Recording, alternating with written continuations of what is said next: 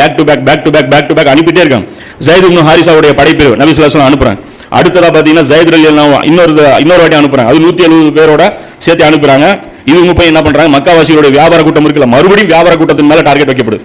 அதாவது மக்காவாசிகளை விடவே இல்லை ரசூலுல்லாஹ், மறுபடியும் வியாபார கூட்டத்தை போய் டாக் பண்ணி அந்த இடத்துல இந்த நேரத்தில் அந்த வியாபார கூட்டத்துக்கு யார் லீட் பண்றா அப்படின்னா அபுல்லாஸ் யாரு, நபி ஸல்லல்லாஹு அலைஹி வஸல்லம் மருமகன். எந்த மருமகன் அப்படின்னா ஜைனப் ரலியல்லாஹு இருக்காங்க இல்லையா, ரசூலுல்லாஹ் 4 மகள்கள், ஃபாத்திமா ரலியல்லாஹு ஒன்று, ஜைனப் ஒன்று, ருக்கையா ஒன்று, உம்மு குல்சும் ஒன்று. இந்த ருக்கையாவையும் உம்மு குல்சுமையும் யார் கல்யாணம் பண்றா, உஸ்மான் ரலியல்லாஹு. ஜைனபை வந்து இவர் அபுல்லாஸ் கல்யாணம் பண்றாரு. ஃபாத்திமா ரலியல்லாஹு யார் கல்யாணம் பண்றாங்க, அலி ரலியல்லாஹு. இந்த அபுல்லாஸ் வந்து காஃபிர், இந்த அபுல்லாஸ் வந்து காஃபிரா இருக்கிறாரு. இப்போ இவருடைய தலைமையில தான் அந்த வியாபார கூட்டம் போகுது. இதுலயும் தெரிஞ்சுங்க, அதாவது அலி ரலியல்லாஹு வந்து தூக்கி பிடிக்கிறதுனால என்ன அர்த்தம், அது வந்து ரசூலுல்லாஹ்வுடைய மருமகனுங்கிறதுனால தூக்கி பிடிங்க, அதுவும் கிடையாது. ரசூலுல்லாஹ்வுடைய மருமகன் இவரும் தான். அலி ரலியல்லாஹுடைய அந்த சிறப்பு வந்து இவருக்கு கிடையாது. ஏன்னா அலி ரலியல்லாஹு ஆரம்ப கட்ட முஸ்லீம்ங்கிறதுனால தான் அவருக்கு சிறப்பே தவிர ரசூலுல்லாஹ்வுடைய மருமகன்கிறது ஒரு போனஸ் பொசிஷன் தான்.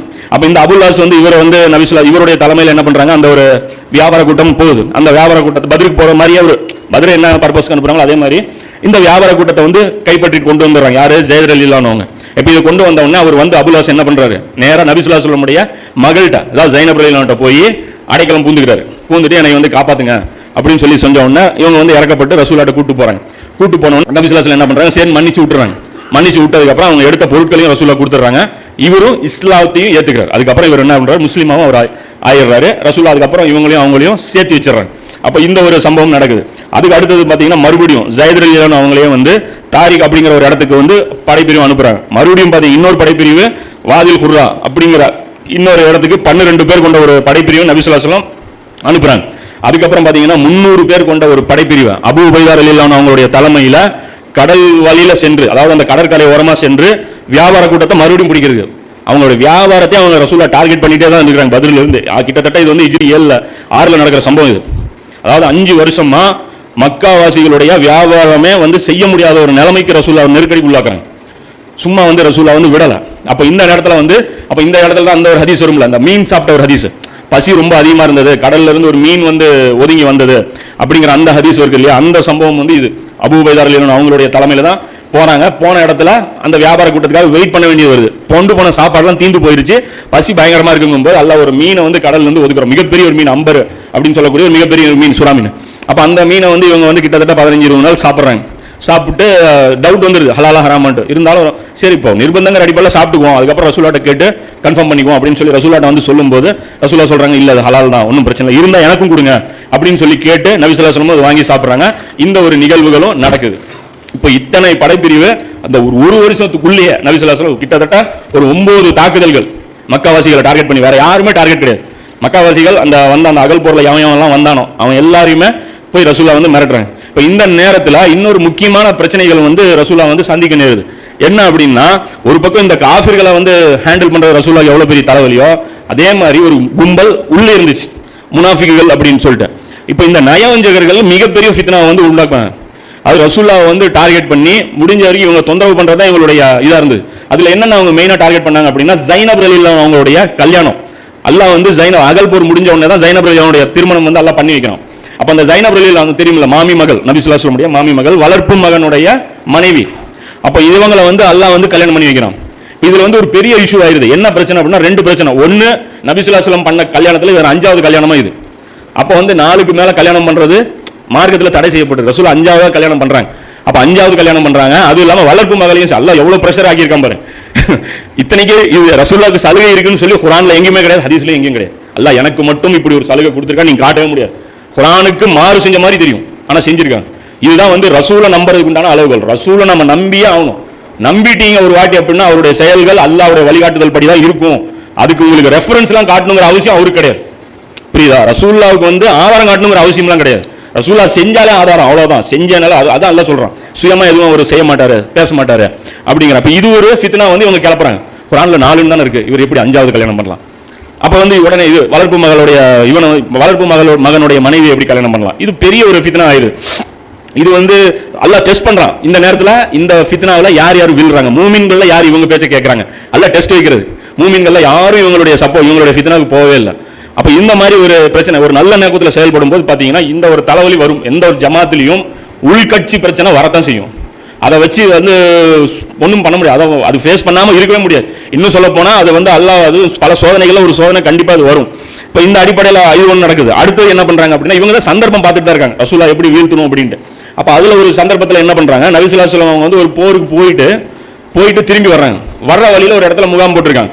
அந்த இடத்துல தண்ணி பிடிக்கிறது ஒரு வேலை. அப்போ தண்ணி பிடிக்கும்போது என்ன ஆயிருது, முஹாஜிர்களுடைய ஒரு அடிமை, அதாவது முஹாஜிர்களுடைய ஒரு அடிமை அன்சாரிகள் ஒருத்தர் வந்து தண்ணி பிடிச்சிட்டு இருக்காரு. அவருடைய பின்னாடி அந்த பின்பக்கம் போய் ஒரு தட்டி விளையாடுறாரு. விளையாடணுன்னா அவருக்கு சுருன்னு கோவம் வந்துடுது. அவர் என்னமோ ஒன்று போட்டு அடிச்சிடறாரு, பேசுறாரு, இப்படி ஆயிடுது.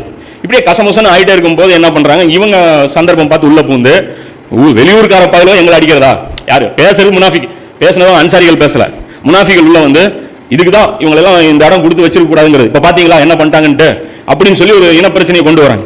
இப்போ இந்த நேரத்தில் வந்து ஒரு பெரிய ஒரு சண்டையை வந்து இவங்க மூட்டி விடுறாங்க. இப்போ இதை வந்து 63ஆவது அத்தியாயத்தில் 8ஆவது வசனத்தில் வந்து இது பார்க்கலாம். பனு முஸ்தலிக் போரில் வந்து இவங்க திரும்பி வரும்போது அதாவது இந்த ஒரு பிரச்சனை வந்து இவங்க பண்ணுறாங்க.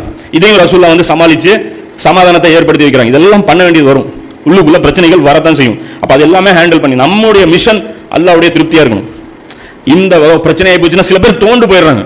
இல்லை நல்லா போயிட்டு இருந்தது, ஸ்மூத்தாக போயிட்டு இருந்தது, திடீர்னு பிரச்சனை ஆகி போச்சு, இதாகி போச்சு, இவங்க விட்டுட்டு போயிட்டாங்க, அவங்க விட்டுட்டு, இதெல்லாம் பார்க்கவே கூடாது. நம்முடைய இலக்கு எது, அல்லாஹ்வுடைய திருப்தி, அதை நோக்கி செயல்படும். முடிஞ்சு போச்சு, நம்ம பாடுபடுவோம், அதில் தவறுகள் ஏற்படும், அது அல்லாஹ் மன்னிப்பான். ஏன்னா அவன் ரஹ்மான் இல்லையா?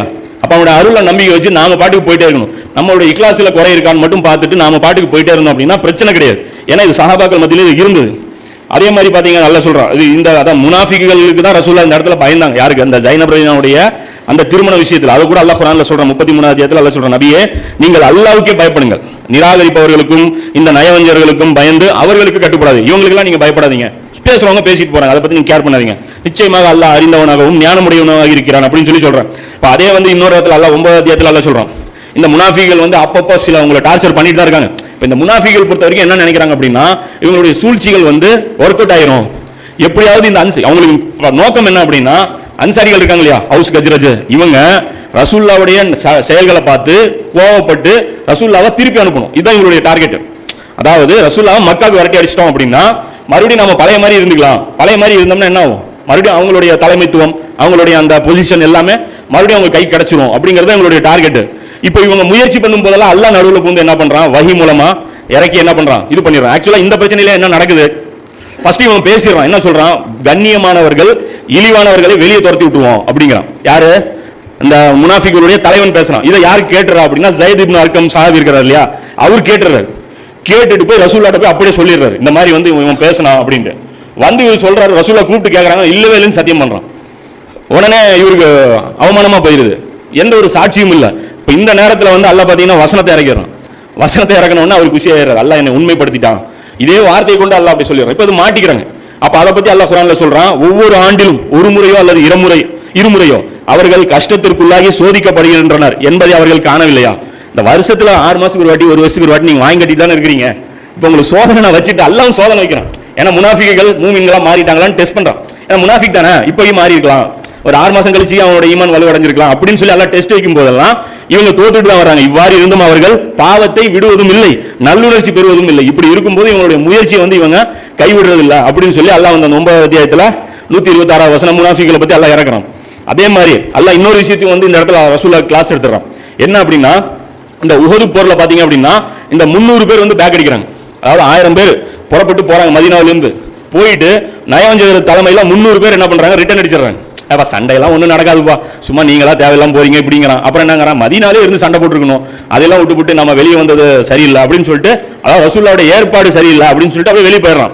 அப்ப இப்ப கூட சஹாபாக்கள் வந்து அதிருப்தி அடைகிறாங்க, நீங்க போவாதீங்க, கெஞ்சுறாங்க, நீங்க போவாதீங்க, விட்டுட்டு போவாதீங்க, வேணா ஒரு சைட்ல நில்லுங்க, பேக்ல நில்லுங்க, இப்படியெல்லாம் ஆஃபர் சொல்றாங்க, ஒரு டிஃபென்ஸுக்கு நில்லுங்க அப்படி இப்படின்னு சொல்லி கெஞ்சுறாங்க. அதே மாதிரி அகல் போர்லையும் பாத்தீங்கன்னா இவங்களுடைய நடவடிக்கை ரொம்ப மோசமாகுது. அப்ப இந்த நேரத்தில் அல்லாஹ் சொல்றான், ரசூலுல்லாஹ்வுக்கும் சஹாபாக்களுக்கும் அல்லாஹ் கிளாஸ் எடுக்கிறான். என்ன அப்படின்னா, நயவஞ்சர்களுக்கு முக்கியத்துவம் கொடுக்காதீங்க, ஏன்னா அந்த வேலை செய்யாத ஆட்களை விட்டுருங்க, அவங்க பின்னாடி விட்டுருங்க அப்படிங்கிறான். என்ன சொல்றான், 9:47 அல்லாஹ் சொல்றான், அவர்கள் உங்களுடன் வந்தால் ஒழுங்கினத்தை தவிர வேறு எதனையும் உங்களுக்கு அதிகரிக்க செய்திருக்க மாட்டார். அவங்க வந்தா கூட டிசிப்ளின் இல்லாம நடந்துக்குவாங்க, ஏதாவது ஒரு குண்டக்க மண்டக்கான்னு பிரச்சனை பண்றதுதான் இருப்பாங்க. விஷமத்தை கருதி உங்கள் மத்தியில் அலங்கோலத்தை உண்டு பண்ணி இருப்பார்கள். விஷமத்தை கருதி ஏதோ ஒரு பிரச்சனையை ஃபித்னா உண்டாக்கி இருப்பாங்க. அவர்களுடைய ஒற்றர்களும் உங்களுடன் இருக்கிறார்கள், உங்களுடைய ஒற்றர்களும் உங்கள்கிட்ட இருக்கிறாங்க.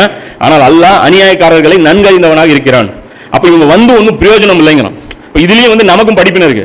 ஏன்னா ஒரு வேலை நீங்கள் செய்யும் போது ஜமாத்தில் வேலை செய்றீங்க, ஒரு நிகழ்ச்சி நடத்துறீங்க, ஆர்வமாக சில பேர் இருப்பான், வராமல் டிமிக்கி கொடுக்குறது சில பேர் இருப்பான். அவனை பிடிச்சி இழுத்துட்டு வந்தீங்கன்னா வேலை செய்ய மாட்டான், அது நமக்கு தலைவலி. அதுக்கு ஆள் இல்லைன்னா கூட நம்ம செஞ்சுட்டு போயிடலாம், போனதே 2 பேர் தான் சொல்லி நாம இழுத்து போட்டு செஞ்சுட்டு போயிடலாம்.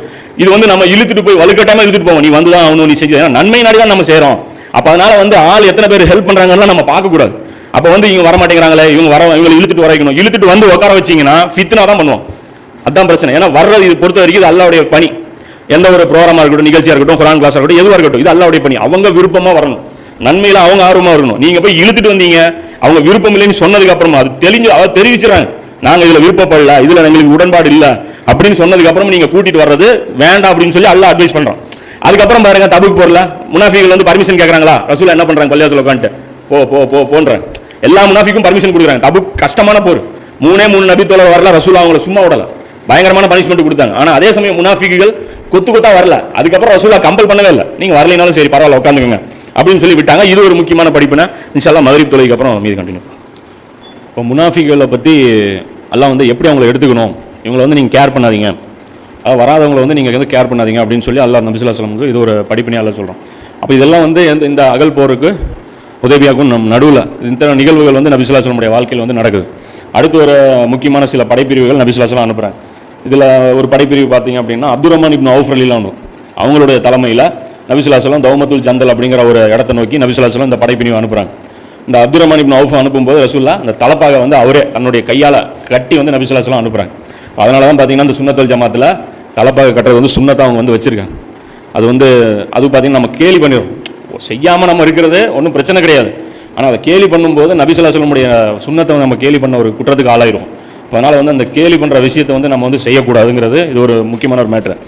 அதே மாதிரி இதில் இன்னொரு சிறப்பு இருக்குது அப்துர் ரஹ்மான் இப்னு அவுஃபுக்கு. ரசூல்லா பின்னாடி நின்று தொழுத ஒரே சஹாபி இவர் தான். இவருக்கு பின்னாடி மட்டும்தான் நபி ஸல்லல்லாஹு அலைஹி வஸல்லம் தொழுகை நின்று தொழுதுருக்காங்க. வேறு யாரும் பின்னாடி ரசூல்லா தொழுதே கிடையாது. தொழுகை நடக்குது, அபூபக்கர் தொழுதுட்டு இருக்கிறாங்க, ஆனால் ரசூல்லா வந்தோடனே அவங்க அப்படியே பேக் ஆயிடுறாங்க. ரசூல்லா நல்லா இருக்கும்போது இவர் பின்னாடி நின்று தொழுகிறாங்க. இது வந்து ரசூல்லா நல்லா இருக்கும்போது இவர் பின்னாடி மட்டும்தான் தொழுதுருக்காங்க. அப்துர் ரஹ்மான் இப்னு அவுஃபுக்கு தான் அந்த சிறப்பு வந்து கிடச்சிருக்கு. அதே மாதிரி இன்னொரு படைப்பிரிவு நபி ஸல்லல்லாஹு அலைஹி வஸல்லம் அனுப்புகிறாங்க. அலி ரலியல்லாஹு தலைமையில் 200 பேர் கொண்ட ஒரு குரூப்பை வந்து நபி ஸல்லல்லாஹு அலைஹி வஸல்லம் அனுப்புகிறாங்க. எங்கே அனுப்புகிறாங்க அப்படின்னா இந்த ஹைபரில் வந்து யூதர்களுக்கு வந்து உதவி செஞ்சாங்க ஒரு கூட்டத்தினர். அப்போ அந்த உதவி செஞ்ச அந்த கிளையினரை நோக்கி அலி ரலியல்லாஹு வந்து ரசூல் அனுப்புகிறாங்க. அவங்க போய் என்ன பண்ணுறாங்க அப்படின்னா 500 ஒட்டகத்தை பிடிச்சிட்டு 200 ஆடுகளை வந்து பிடிச்சிட்டு நபி ஸல்லல்லாஹு யார் அலி ரலியல்லாஹு வர்றாங்க. இது ஒரு முக்கியமான படைப்பிரிவு. அடுத்த ஒரு படைப்பிரிவு நபி ஸல்லல்லாஹு அலைஹி வஸல்லம் அனுப்புகிறாங்க அபூபக்கர் ரலியல்லாஹுடைய தலைமையில் வாதில் குர்ரா அப்படிங்கிற ஒரு இடத்தை நோக்கி நபி ஸல்லல்லாஹு அலைஹி வஸல்லம் அனுப்புகிறாங்க. அதே மாதிரி இன்னொரு படைப்பிரிவு அனுப்புகிறாங்க. என்ன அப்படின்னா அது ஒரு குர்ஸ் அப்படின்னு சொல்லி ஒரு சம்பவம். அது என்ன நடக்குதுன்னா அந்த ஒட்டகத்தை ரசூல்லாவுடைய ஒட்டக மேய்ப்பாளர் ஒருத்தர் இருக்கிறார், அவர் வெளியிலேருந்து ஒரு கூட்டம் வர்றாங்க. வந்து ரசூல்லாட்ட எங்களுக்கு வந்து உடம்பு சரியில்லை அப்படின்னு சொல்லி உதவி கேட்குறாங்க. அப்போ ரசூல்லா சொல்கிறாங்க அந்த ஒட்டகத்துடைய பாலையும் சிறுநீரையும் நீங்கள் கலந்து குடிச்சிங்க அப்படின்னு சொல்லி அவங்களுடைய ஒட்டக இதுக்கு அனுப்புகிறாங்க, அதாவது கொட்டைக்கு அனுப்புகிறாங்க. அவங்க போய் அங்கே இருக்கக்கூடிய அந்த காவலரை கொன்னுட்டு அந்த ஒட்டகங்களை பிடிச்சிட்டு போயிடுறாங்க. இவங்களை பிடிக்கிறது நபி ஸல்லல்லாஹு அலைஹி வஸல்லம் ஒரு படைப்பிரிவு அனுப்புகிறாங்க. இது எல்லாமே இந்த ஒரு வருஷத்தில் நடக்குது. அதாவது அகலுக்கும் ஹுதைபியாவுக்கும் மத்தியில் நடக்கக்கூடிய இந்த நிகழ்வுகள் இது எல்லாமே. இதுக்கப்புறம் இது என்ன ஆகுது அப்படின்னா அகல் அதாவது இத்தனை தாக்குதல் பண்ணதுக்கப்புறம் முஸ்லீம்களை வந்து எதிர்க்கிறதுக்கு யாரும் வரமாட்டேங்கிறாங்க. அதாவது ரசூல்லாவுடைய அந்த வலிமை வந்து எல்லாரும் உணர்ந்துக்கிறாங்க. அந்த வரைக்கும் யாருமே இப்போ வரதில்லை. இப்போ மீதி இருக்கிறது யார் அப்படின்னா மக்கா குறைசிகள் மட்டும்தான். ஏன்னா அவங்கள மட்டும் இப்போ ரசூல்லா போய் டச் பண்ண கிடையாது. இப்போ இந்த சைடில் வந்து அந்த கூட்டுப்படையினர் எல்லாருமே போட்டு அமுக்கியாச்சு. இப்போ இருக்கிறது ஒரே ஒரு குரூப் மட்டும்தான், அது மக்கா காஃபிர்கள். இப்போ இவங்களை வந்து ரசூல்லா மறுபடியும் டார்கெட் வைக்கிறாங்க. அந்த டார்கெட்டு தான் ஹுதைபியாவுடைய அந்த பயணம். ஆக்சுவலாக ரசூல்லா வந்து அந்த ஹுதைபியா உடன்படிக்கை பற்றி ஒரு முக்கியமாக பலவிதமான இது இருக்குது, கருத்துக்கள் நிலவுது. என்ன அப்படின்னா ரசூல்லா வந்து உம்ரா கூட்டு போனாங்க, ஆனால் உம்ரா நடைபெறல. இந்த உமர்லியான கூட சொல்கிறாங்கல்ல, உம்ரா கூட்டு வரேன் தானே கூட்டு வரீங்க அப்படின்னு. கண்டிப்பாக ரசூல்லா உம்ராவுக்கு கூட்டிகிட்டு போகணும் அப்படிங்கிற எண்ணத்தில் போகவே கிடையாது. ஏன்னா ரசூல்லாவுடைய முன்னறிவிப்பு கண்டிப்பாக நடக்கணும். வாங்க உம்ராவுக்கு போயிட்டு வரலாம் அப்படின்னு சொல்லி கூட்டு போனால் உம்ரா பண்ணி கூட்டு வந்துருக்கணும். இங்கே ரசூல்லா வந்து அது ஒரு என்னது, அது ஒரு தந்திரமாக தான் நபி ஸல்லல்லாஹு அலைஹி வஸல்லம் வந்து அது பயன்படுத்துகிறாங்க. அது வந்து பார்த்தீங்கன்னா அந்த ஹதீஸ்லேயே வந்து அந்த வாசகத்திலே அது வெளிப்படும். ரசூல்லாவுடைய அந்த பேச்சுக்களை வச்சே தெரிஞ்சுக்கலாம் இந்த வருஷம் உம்ரா பண்ண போகிறது கிடையாதுங்கிறது. உம்ராவை வந்து பின்னாடி இருக்குங்கிறது அவங்களுடைய அந்த செயல்பாடு மூலமாகவே தெரிஞ்சுக்கலாம்.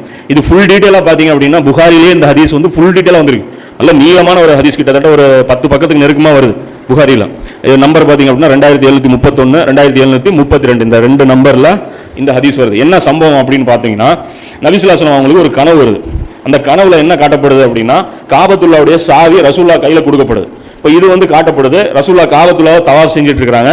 அப்போ சில பேர் மொட்டையும் அடிச்சிருக்காங்க, சில பேர் முடிகளை குறைச்சிக்கிறாங்க. அப்போ இந்த ஒரு காட்சி வந்து நபி ஸல்லல்லாஹு அலைஹி வஸல்லம் வந்து கனவுல காட்டப்படும். இது காட்ட உடனே ரசூலுல்லாஹ் என்ன சொல்றாங்க, மதீனாவில் இருக்கக்கூடிய ஆட்களையும் சுற்றுப்புறத்தில் இருக்கிற கிராமவாசிகளையும் ரசூலுல்லாஹ் என்ன சொல்றாங்க, புறப்படலாம் வாங்க மக்காவுக்கு போகலாம் அப்படிங்கிறாங்க. அந்த இன்னொரு ஹதீஸ்ல வாசகம் எப்படி இருக்குதுன்னா, விரைவிலேயே நான் வந்து காபத்துல்லாஹ் தவாஃப், அதாவது விரைவில் நாம் உம்ரா செய்ய போறோம், அப்படி விரைவில் தான் சொல்றாங்க. இப்போ புறப்படுற இந்த அட்டெம்ப்ட்ல உம்ரா பண்ண போறோங்கிறது நபி ஸல்லல்லாஹு அலைஹி வஸல்லம் ஸ்டேட்டஸ் கிடையாது. ஏன்னா ரசூலுல்லாஹ் சொல்லிட்டா அது நடக்கணும். அது வந்து வாங்க உம்ராக்குன்னா கண்டிப்பாக அது நடக்கணும். இது ஒரு முக்கியமான ஒரு மேட்டர். இப்போ இந்த இடத்துல வந்து கூட்டு போறாங்க ரசூலுல்லாஹ். எத்தனை பேர் கிளம்பி வராங்க? நிறைய பேர் வரல. அந்த கிராமவாசிகள் நிறைய பேர் நபி ஸல்லல்லாஹு அலைஹி வஸல்லம் கூட வரல. ஏன்னா அந்த மதீனாவுடைய பாப்புலேஷன் எடுத்தீங்கன்னா கிட்டத்தட்ட 3000க்கு மேல. ஏன்னா அகல் போர் டைம்ல இருந்த அந்த பாப்புலேஷன் பார்த்தீங்கன்னா 3000க்கு மேல இருக்கிறாங்க. நான் எத்தனை பேர் கிளம்பி போறாங்க அப்படின்னு பார்த்தீங்கன்னா 1400 பேர் மட்டும் தான் புறப்பட்டு போறாங்க. 1400லேருந்து 1500க்குள்ள. இப்போ இதுல இன்னொரு மேட்டர் இருக்கு. ரசூலுல்லாஹ் கூட புறப்பட்டு போனவங்கல்ல முனாஃபிகளும் புறப்பட்டு போறாங்க. இப்படி இது ஒரு கருத்து முறை. வெறும் தூய்மையான சஹாபாக்கள் மட்டுமே போல. இந்த உதவியா அந்த ஒப்பந்த உடன்படி இந்த பையத்துல் ரிட்வான் இருக்குல்ல, அதுல முனாஃபிக்குகள் கூட கலந்துட்டு இருக்காங்க. ஒரு சில முனாஃபிக்குகள் கூட அதுல வந்து கலந்துட்டு இருக்காங்க. அந்த அப்துல்லா இப்னு உபை பின் சலூல் இருக்காங்க, அவங்க கூட அதுல இருக்கிறதா தான் ஒரு கருத்து சொல்றாங்க, பிரபலமான ஒரு கருத்து சொல்றாங்க. அப்ப இது ஒரு முக்கியமான மேட்டர். அப்ப இவங்க என்ன பண்றாங்க, ரசூலுல்லாஹ் புறப்பட்டு போறாங்க. துல் ஹுலைஃபால போய் ஏறாம் கட்டிக்கிட்டு என்ன பண்றாங்க, பலிப்பிராணிகளுடைய அந்த கழுத்துக்கள்ல மாலையும் தொங்க போட்டு ரசூலுல்லாஹ் அப்படியே கூட்டிட்டு போறாங்க. அதாவது அந்த சஹாபாக்களை வந்து அப்படியே கூட்டிட்டு போறாங்க. அப்ப கூட்டிட்டு போகும்போது குஜா அப்படிங்கிற அந்த குளத்திலிருந்து ஒருத்தரை வந்து ஒற்றரை தான் நியமிச்சு வைக்கிறாங்க ரசூலுல்லாஹ். போய் வந்து அதாவது ஒரு பிரச்சனைக்கு போற மாதிரி தான் ரசூலுல்லாஹ் போறாங்க.